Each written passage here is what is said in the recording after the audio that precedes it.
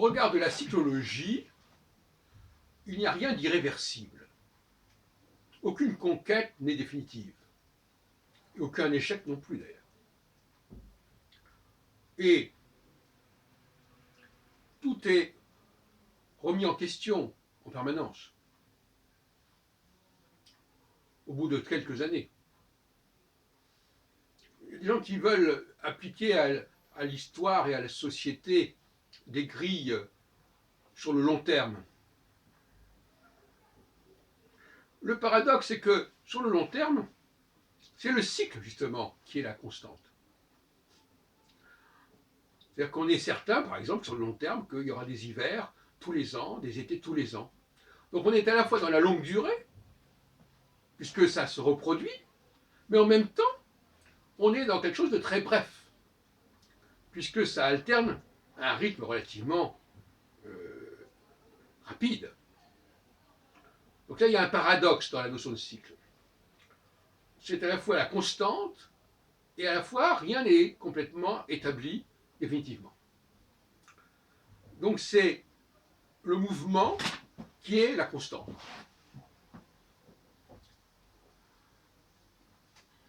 Voilà, une chose qui n'est pas facile à comprendre. Donc,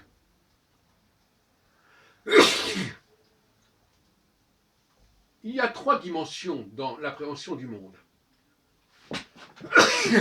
D'une part, la verticalité, la structure, la lutte des classes.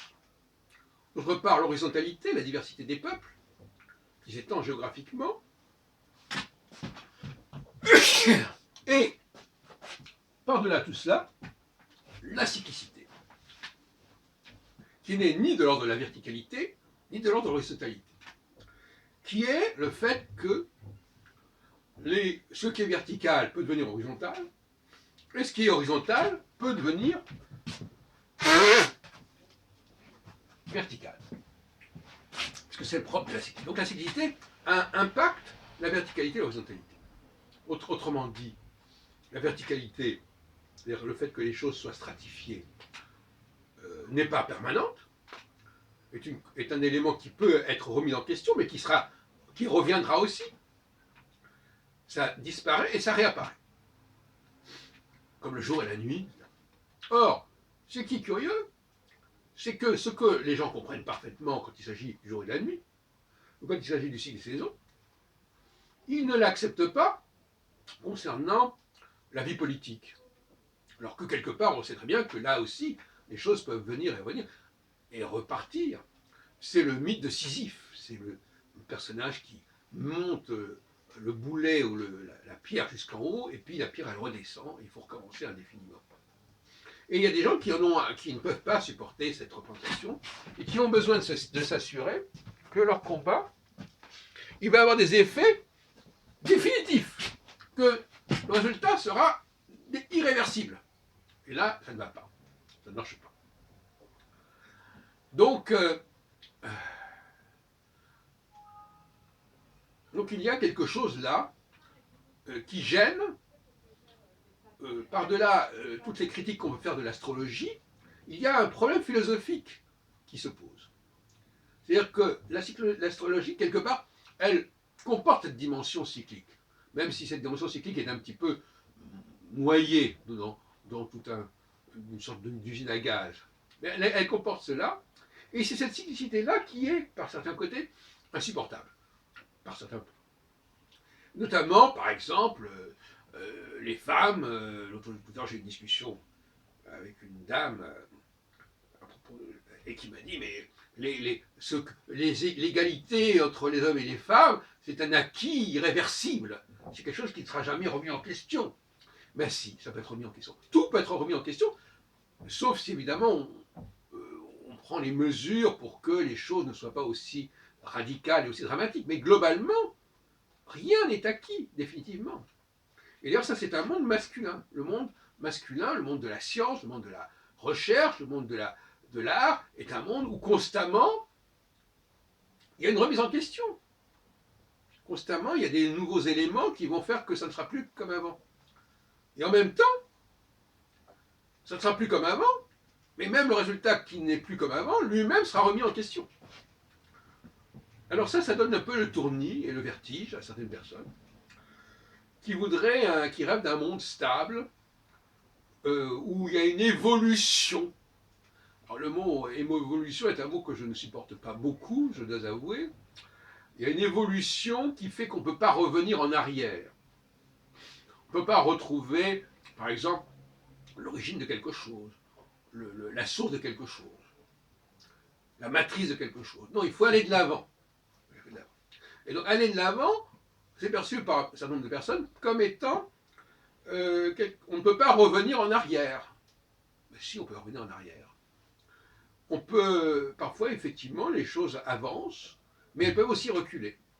Donc, finalement, il n'y a pas de paix là, sur ce point-là. Il faut accepter que les choses progressent, régressent, qu'on aille vers plus d'égalité à un moment donné, et puis après plus d'inégalité, et puis après à nouveau plus d'égalité, etc., etc. Le problème, c'est que le schéma chronologique, le calendrier n'est pas connu des gens, je l'explique dans mes travaux, mais il n'est pas connu de manière générale, et par conséquent, chaque fois que l'on dit que les choses se feront plus tard, dans un autre temps, c'est mal perçu. Parce qu'on dit oui, vous remettez au calendrier grec, oui, c'est de la procrastination, oui, c'est une manœuvre dilatoire, etc. etc. Et évidemment, il n'y a pas de confiance. Comme je disais ce matin dans notre vidéo, le problème de la confiance est un grave problème dans notre société. On ne veut pas, on veut que les choses se fassent tout de suite et en même temps. Et le fait qu'on dise, ah, écoutez, on verra ça dans 3-4 ans, tout de suite, il y a une sorte de sourire, de scepticisme, en disant, oui, vous racontez ça comme ça. Mais c'est vrai. Les semailles, par exemple, si on dit, voilà, il faut semer à tel moment, eh ben oui, on reporte le moment des semailles, on reporte le moment de la moisson. C'est totalement accepté au niveau de l'agriculture et au niveau météorologique, mais par contre, sur le plan de la vie politique, le plan de la recherche, dans tous les domaines, ça passe pas. Plus exactement, le peuple ne reçoit pas ça. Alors là, on vous retrouve une sorte de lutte des classes, une division du travail. Les gens d'en bas veulent que les choses restent comme elles sont. Parce que quand les choses restent comme elles sont, il y a un point d'accord, on se met d'accord, on est d'accord, on a un consensus. Et donc ils savent très bien que l'élite, elle va prendre un malin plaisir, en quelque sorte, à déstabiliser les certitudes. Et donc l'élite, on s'en méfie parce qu'elle va casser les évidences, casser les perceptions définitives. Et donc la cyclicité, elle est quelque part au service de l'élite. Et il y a d'ailleurs une forme d'astrologie qui nie, je l'ai dit tout à l'heure, qui noie la cyclicité dans toutes sortes de facteurs, ou alors qui nous emmène dans des ères de 2000 ans, ou des cycles de 300 ans, etc. Enfin bon, peu importe.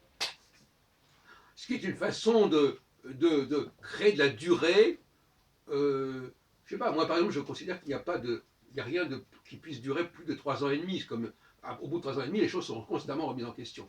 Bon, pourtant, on nous dit qu'il y a une planète qui va rester tant de temps dans une configuration donnée ou dans un signe donné, et qu'elle va rester 10 ans, 20 ans. Moi, je dis, attention, là, on n'est plus dans la philosophie de l'astrologie, on trahit la pensée astrologique. Donc, il y a des astrologues qui se servent de l'astrologie pour démolir l'astrologie, pour trahir la cause de l'astrologie. C'est ça qui est le pire, finalement, quelque part. Voilà ce que je voulais vous dire. Effectivement, il y a une carence dans la confiance parce que les règles, les lois du temps ne sont pas connues.